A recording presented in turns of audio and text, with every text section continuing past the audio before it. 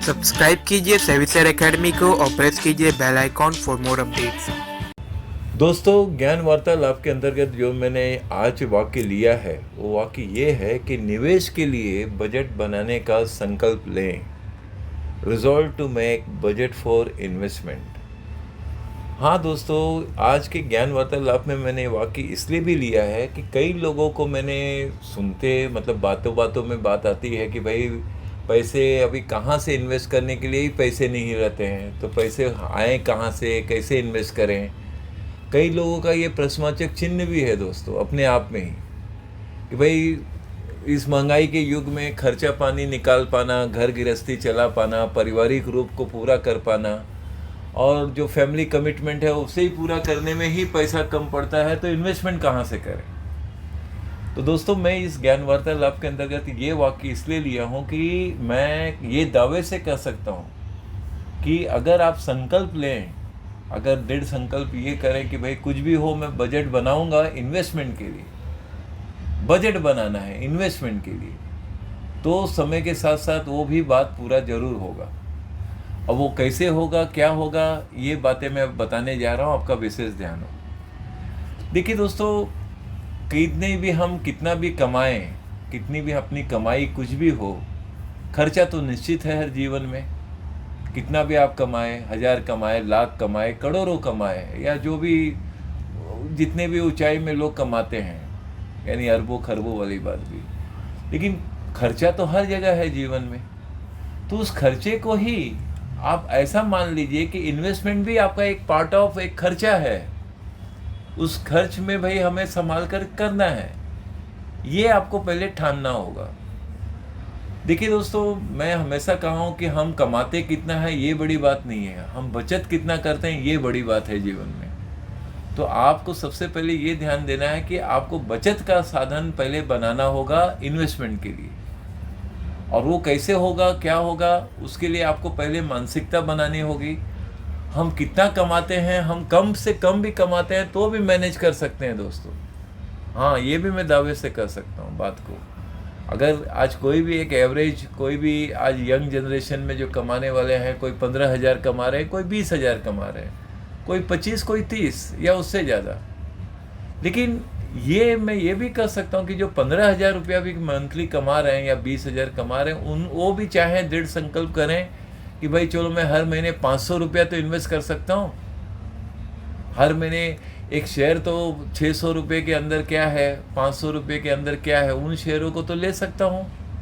क्यों ना उसको जोड़ा जाए, क्यों ना उसे SIP का फॉर्म देकर बनाया जाए या उसको हम इन्वेस्ट करें। तो सबसे पहले दोस्तों, मैं सैलरीड पर्सन लोगों के लिए ज़रूर कहना चाहूँगा कि वो कैसे बजट बनाएं इन्वेस्टमेंट करने के लिए। देखिए दोस्तों, इन्वेस्टमेंट करना वो विषय, वो आपका अपना निजी विषय है और आपके निजी कमाई के ऊपर है सब कुछ। लेकिन मैं उन लोगों के लिए ज़्यादा बोलने जा रहा हूँ जिनकी कमाई सीमित रूप में है, लिमिटेड है, और उन पे भी खर्चा है, सब बातें हैं, या फैमिली कमिटमेंट है, कहीं लोन है, कहीं क्या है जीवन में, हर कहीं ना कहीं जिम्मेदारियाँ कई लोगों का बहुत ज़्यादा भी है। लेकिन जिम्मेदारियाँ हैं, खर्च हैं, सब कुछ है जीवन में। लेकिन आप इतना तो कर सकते हैं दोस्तों, अगर आप 15,000 रुपया भी मंथली कमाते हैं तो एक 500 रुपया तो एक साइड कर ही सकते हैं ना। तो पहले तो मैं ये कहूँगा, आप ये मान के चलिए कि आप 14,000 यानी सिर्फ 14,000 रुपया ही कमा रहे हैं, ये सोच लीजिए पहले। 1,000 कम आप ये कंट्रोल में लीजिए कि आपको 14,000 रुपीज़ पर मंथ आ रहा है या आएगा सैलरी से।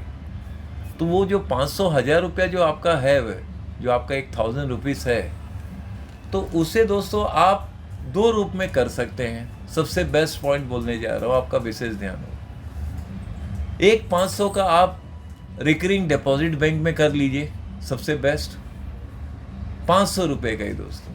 अब 500 रुपये का आप रिकरिंग डिपॉजिट करेंगे तो साल में 6,000 हो जाएगा, तो उसे 500 रुपीज़ होने दीजिए हर महीने। और एक 500 रुपये का सर दोस्तों कि आपका डीमेट अकाउंट हो। आप चाहें तो अगर मार्केट में तो आपको ज़्यादा रिस्क लगता है तो म्यूचुअल फंड में SIP फॉर्म में एक 500 रुपये का स्टार्ट करिए, जो ग्रोथ ओरिएंटेड स्टॉक है या जो बहुत सारे स्कीम्स हैं म्यूचुअल फंड में, उसमें आप प्लान करिए, वो सबसे बेस्ट होगा। कि अगर आपको रिस्क लगता है स्टॉक मार्केट में कि भाई वो पैसा डालना या रिस्क लगता है, तो मैं तो सिर्फ यहाँ इन्वेस्टमेंट के लिए बजट की बात कर रहा हूँ दोस्तों। मैं ये नहीं कह रहा हूँ कि आप निश्चित रूप से सिर्फ शेयर मार्केट में ही इन्वेस्ट करें। तो मैं यही कहना चाहूँगा कि आप म्यूचुअल फंड में इन्वेस्ट करें ना। SIP फॉर्म में हर महीने 500 रुपीज़ इन्वेस्ट करिए। बहुत सारे ग्रोथ ओरिएंटेड फंड्स हैं, तो उसको थोड़ा स्टडी करके अपने किसी सीनियर से या जो आपके मतलब जहाँ पर आपका अकाउंट है उनके सीनियर पर्सन से आप कंसल्ट करिए। जहाँ आपका डीमेट अकाउंट है, जो भी आपके ब्रोकर हैं उनसे भी गाइडेंस लीजिए। वो कोई गलत बात नहीं है। बस ये रहे कि आपका संकल्प ये रहे कि मुझे इन्वेस्ट करना है और वो कायम रखना है। तो पहले आप सरल रूप से चलना है तो म्यूचुअल फंड में 500 प्रति माह करिए, तो वो आपका एक पार्ट ऑफ इन्वेस्टमेंट बन गया ना दोस्तों। ये एक हो गया। और रिकरिंग डिपॉजिट आपका 500 रुपीज़ पर मंथ जा ही रहा है, जो साल भर होगा। अब प्रश्न ये उठता है कि चलिए ठीक है, मैं म्यूचुअल फंड में न इन्वेस्ट करके 500 रुपये के तो बहुत सारे कंपनियां हैं, बहुत सारे स्टॉक हैं जो 500 के नीचे भी है दोस्तों। बहुत सारे नाम हैं, बहुत सारी कंपनियां हैं जो रेगुलर डिविडेंड भी देती हैं। एक दो नाम तो ज़रूर मैं जोड़ दूंगा आपके नॉलेज के लिए दोस्तों आज। जैसे NTPC है। NTPC देखिए आज भी आपको 450 और 450 के अंदर मिल रहा है एक शेयर। वैसे पावर ग्रिड कॉरपोरेशन भी कंपनी है, वो भी आपको देखिए 500 के अंदर। तो कहने का मतलब मेरा ये है दोस्तों कि आपका विलिंगनेस, आपका वो संकल्प होना चाहिए कि भाई मैं हर महीने एक एक शेयर लेता जाऊंगा। बस एक एक शेयर आप लेते चलिए, हर महीने एक एक शेयर भी आप लेते गए, वो भी 500 के अंदर ही आ रहा है। आप NTPC ले रहे हैं, हर महीने जमा करिए NTPC, और NTPC जमा करिए, धीरे धीरे वो 450 होगा, फिर 450 होगा, फिर कभी 500 रुपया होगा, आगे बढ़ता जाएगा शेयर का भाव। लेकिन आप उस 500 रुपये का एक शेयर प्रति माह लेते जाइए दोस्तों। अगर आप शेयर मार्केट में इंटरेस्टेड है तो मैंने एक नाम आपको जोड़ दिया, दूसरा नाम आपको भी जोड़ दिया, पावर ग्रिड कॉरपोरेशन का नाम जोड़ दिया, NTPC का नाम जोड़ दिया।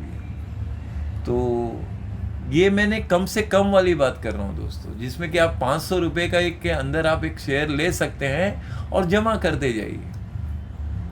साल भर में आपके पास 12 शेयर तो हो जाएंगे, ये तो आप मानते हैं, अगर 500 के अंदर शेयर आप लेते गए। और वैसे भी अगर आप म्यूचुअल फंड में भी SIP भी इन्वेस्ट करते गए तो भी तो आपका ऑन एन एवरेज आपने 6000 वहाँ जमा किया, और यहाँ आपका 6000 धीरे धीरे आप जो रिकरिंग डिपॉजिट में इन्वेस्ट करते जा रहे हैं, यानी रखते जा रहे हैं, जो जमा पूंजी कर रहे हैं, वो साल भर में आपको 6000 प्लस जो भी आपको 200-300 रुपया कुछ ना कुछ इंटरेस्ट तो मिलेगा ही, कुछ ना कुछ तो ज़रूर मिलेगा। 6000 के ऊपर तो पक्का मिलेगा ना, ये तो निश्चित है। क्योंकि आप वो बैंक में रख रहे हैं, जो आपके लिए सेफ और साउंड, और कहूँगा सेफ, सिक्योर्ड, स्टेबल, सब कुछ वहाँ है। अब एक साल के बाद आपके पास 6000 रुपया आया, तब ये देखिए कि भाई चलो 6000 रुपया है, अपने पास भी जमा पूंजी 5-10 हज़ार रुपया है, तो कुछ न कुछ स्टॉक में इन्वेस्ट करें, शेयर्स में अच्छे, कोई जो अच्छा डिविडेंड दे रहा है, जो अच्छी क्वालिटी की कंपनियां हैं, जो सेंसेक्स और निफ्टी में हैं, उन शेयरों में से जो आपके बजट के अंदर आता है उसमें से आप शेयर लेते चलिए। आप वो 6000 को एक साथ जमा करिए, अरे इन्वेस्ट करिए ना। फिर तो कैसे पॉसिबल हुआ? आपने वो 6 जो 500 रुपया रखते गए साल भर, वो आपको 6000 प्लस मिला। उस 6000 प्लस में आपने इन्वेस्टमेंट का बजट बना लिया दोस्तों, बन गया ना आपका 6000 रुपया हाथ में। और थोड़ी सी जो जमा पूंजी 10, 20, 15, 20, 25 हज़ार जो आपके बैंक में सेविंग में है, मैं उसकी बात ही नहीं कर रहा हूँ दोस्तों। मैंने ये बजट बनाने का बात किया हूँ कि जो सिर्फ आप इन्वेस्टमेंट करने के लिए बजट बनाए हैं, तो ये बजट बन गया आपका। एक आपने SIP फॉर्म में हर महीने कुछ ना कुछ आपने 500 रुपये के नीचे इन्वेस्ट करना शुरू किया, और एक दूसरा आपने 1000 रुपये का एक रिकरिंग डिपॉजिट बैंक में रखना शुरू कर दिया। अब साल भर के बाद दोस्तों आप ये देखिए इंटरेस्टिंग पॉइंट, कि आपने NTPC हो या पावर ग्रिड कॉरपोरेशन हो, वो आपके पास 12 शेयर हो गया। अब 1 साल के बाद देखेंगे कि उसका भाव कम से कम, मैं इतना तो कह सकता हूँ कि 10 से 20% का एप्रिसिएशन तो मिलेगा ही मिलेगा आपको। एक मिनिमम मैं बता रहा हूँ दोस्तों, इससे ज़्यादा ही होगा। मैं 1 साल के बाद वाली बात कहूँगा, जब मार्केट बुलिश होता है या होगा तो आपको 10 से 20% से ज़्यादा ही रिटर्न मिलेगा यदि आप प्रति माह इस तरह से भी रखते गए। तो आप ये देखेंगे कि आपने तो बैंक में जो रखा वो 6,000 तो आपको मिलेगा ही मिलेगा 1 साल के लिए, और जो यहाँ पर आपने एक एक शेयर लेते गए वो आपका 1 साल के बाद अगर उसका मार्केट वैल्यू देखेंगे तो आपको मालूम पड़ेगा कि आपका वो 6,000 नहीं 8,000 है। या म्यूचुअल फंड में भी आप रखेंगे तो कुछ ना कुछ उसमें आपको एप्रिसिएशन जरूर मिलेगा, ये भी निश्चित है। तो जहाँ आप सेफ और सिक्योर्ड और कंफर्टेबल है वो अपना बजट बनाना निश्चित है दोस्तों। ये मैंने कम से कम लेवल वाली बात किया दोस्तों। जिनको 15,000 सैलरी है वो भी ये कर सकते हैं, 20,000 वाले थोड़ा और ज़्यादा कर सकते हैं, 25 से 50,000 वाले अपनी संख्या बढ़ा सकते हैं। वही इन्वेस्टमेंट 500,000 की जगह 2,000, 3,000, 5,000 तक कर सकते हैं। जो लाख में कमाते हैं वो चाहे तो 10,000 भी प्रति माह कर सकते हैं। तो इन सब चीज़ों का समावेश तब होगा जब आप संकल्प लेंगे, जब आप ये संकल्प लेंगे कि मुझे इन्वेस्टमेंट के लिए बजट बनाना है, तब ये संभव होगा दोस्तों। तो पैसा नहीं है, कम है, तो भी आपने ये संकल्प लिया है, ये आपने जो मन में ठान लिया कि भाई ये मैं जमा करूँगा ही करूँगा और यहाँ से अपना पैसा बनाना ही बनाना है, तो बूंद बूंद से ही सागर बनता है दोस्तों। हमें ऐसे में आपका रिस्क भी लगभग नहीं के बराबर है, क्योंकि आपका इन्वेस्टमेंट बहुत ही कम अमाउंट का हो रहा है। तो यहाँ रिस्क फैक्टर भी, और जो मैंने नाम दिया दोस्तों अभी एनटीपीसी या पावर ग्रिड कॉर्पोरेशन, ये जो 2 नाम दिए हैं दोस्तों, वो शेयर फ्यूचर में ग्रो करेंगे ही करेंगे। आप 1 साल 2 साल के बाद मुझे याद करेंगे कि ज्ञान वार्तालाप के अंतर्गत जो मैंने 101 अपना पार्ट बनाया वो आपके लिए सत्य सिद्ध हुआ और आप उसमें सफल हुए। तो ये चीज़ें ऐसी हैं दोस्तों जो ये आपको मन में कसम खाकर ये करना चाहिए कि भाई, क्योंकि अच्छी बात है, हमारा सेविंग भी बढ़ रहा है, हमारा इन्वेस्टमेंट भी हो रहा है, तो दोनों चीज़ें आपका साथ साथ चल रहा है ना। रिकरिंग डिपॉजिट में आपका सेविंग बढ़ रहा है और आप म्यूचुअल फंड या जो मैंने 1-2 नाम अभी लिया उसमें आप प्रति माह एक एक शेयर लेते जा रहे हैं।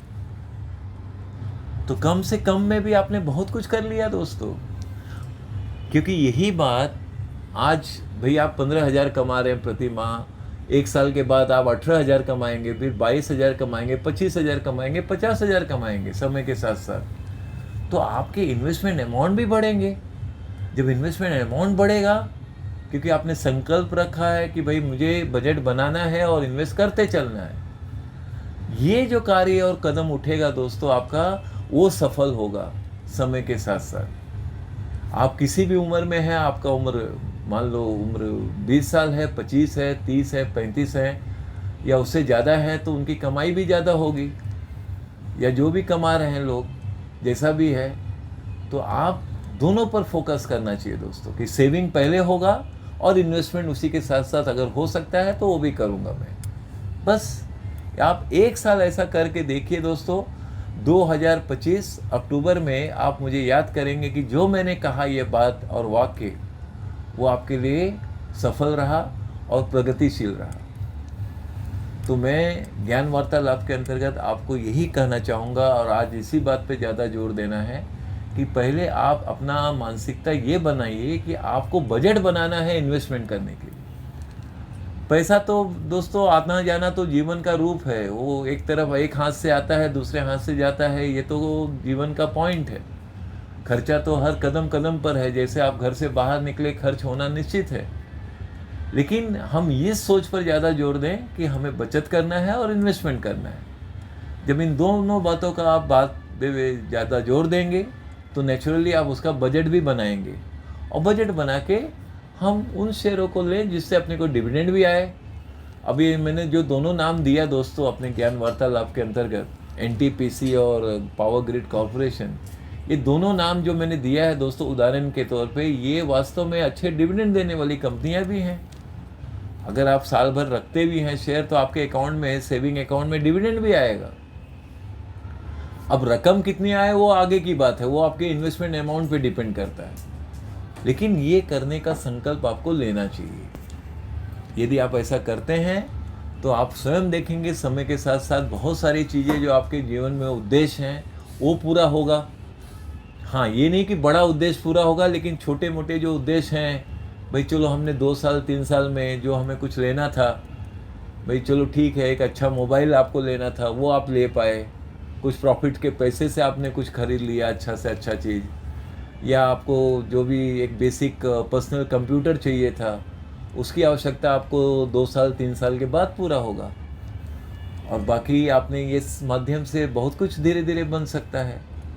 तो ये सब चीज़ें हैं दोस्तों जो आप अगर मन में ठान लें तो हाँ, लेकिन इसके लिए आपको पेशेंस रखना होगा, समय को भी समय देना होगा, तभी ये सब चीज़ें संभव है।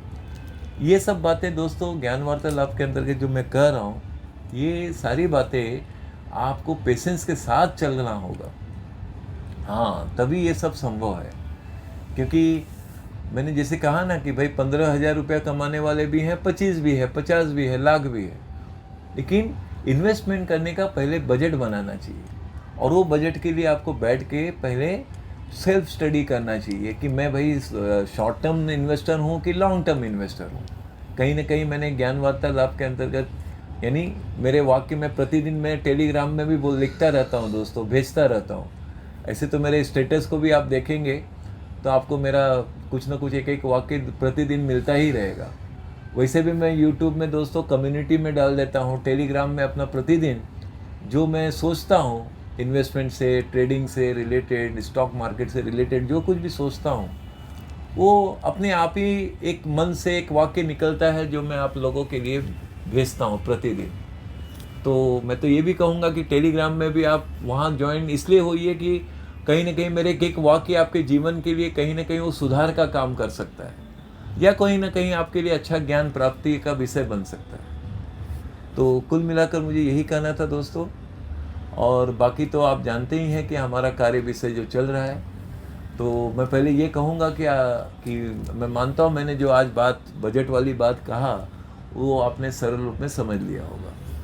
बस इसके अलावा छोटा सा ये भी कहूँगा कि जो बिजनेस क्लास पीपल हैं या जो बिजनेस में हैं, तो जो उनके प्रॉफिट का जो भी पैसा उनको आता है, कम से कम 2% से लेके 5% वो इन्वेस्ट जरूर नहीं करना चाहिए, जो उनके प्रॉफिट के पैसे से जो बात उनका बनता हो, कि मिनिमम 2% से 5% उन्हें इन्वेस्ट करना चाहिए, और शेयर्स को रखना चाहिए, या वो म्यूचुअल फंड का लॉन्ग टर्म का प्लान करें, कोई 3 साल कोई 5 साल या उससे भी ज़्यादा।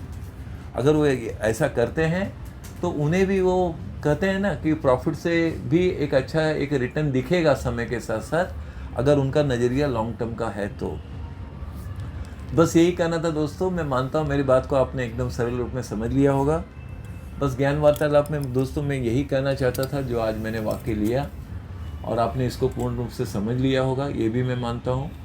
और हाँ दोस्तों, देखिए अभी आगे के समय में, इस महीने नहीं तो अगले महीने में मैं ये भी देख रहा हूँ कि मैं वीडियो भी वंस ए मंथ वाला एक वीडियो, जो ज्ञान वार्तालाप का एक वीडियो भी आएगा, या मैं जहाँ तक देख रहा हूँ हो सकता है दिवाली के बाद का मेरा प्लान है, नवंबर के फर्स्ट वीक में हो सकता है मैं इस तरह से स्टार्ट करूँ कि 1 महीने में एक बार कम से कम वीडियो में मैं आपके सामने ज़रूर दिखूँ, और आपसे कुछ जो मैं शब्द ये कहता हूँ वो उस ज्ञान को आप और अच्छे से प्राप्त करें। तो बस यही कहना था दोस्तों। बाकी तो आप जानते ही हैं हमारा कार्य विषय, हमारा मेंबरशिप का सिस्टम है, डायमंड मेंबरशिप है, हमारा even best SIP stock service भी है दोस्तों। कुछ लोग अगर प्लान करते हैं कि बेस्ट SIP स्टॉक में मुझे इन्वेस्ट करना है तो उसके लिए भी हमारा सर्विस ऑन है। इसके अलावा हमारा मल्टी बैगर स्टॉक सर्विस है, प्लेटिनम स्टॉक सर्विस है, पोर्टफोलियो मैनेजमेंट सर्विस है, मल्टी पोर्टफोलियो मैनेजमेंट सर्विस है, उसी के साथ साथ multi bagger portfolio management service भी है। ये सब सारे सर्विसेज हैं दोस्तों आपके नॉलेज के लिए, और इससे संबंधित जो भी आपको जानकारी चाहिए आप व्हाट्सएप में मैसेज कीजिए, आपको सारी जानकारी प्राप्त हो जाएगी। चलिए फिर मिलते हैं।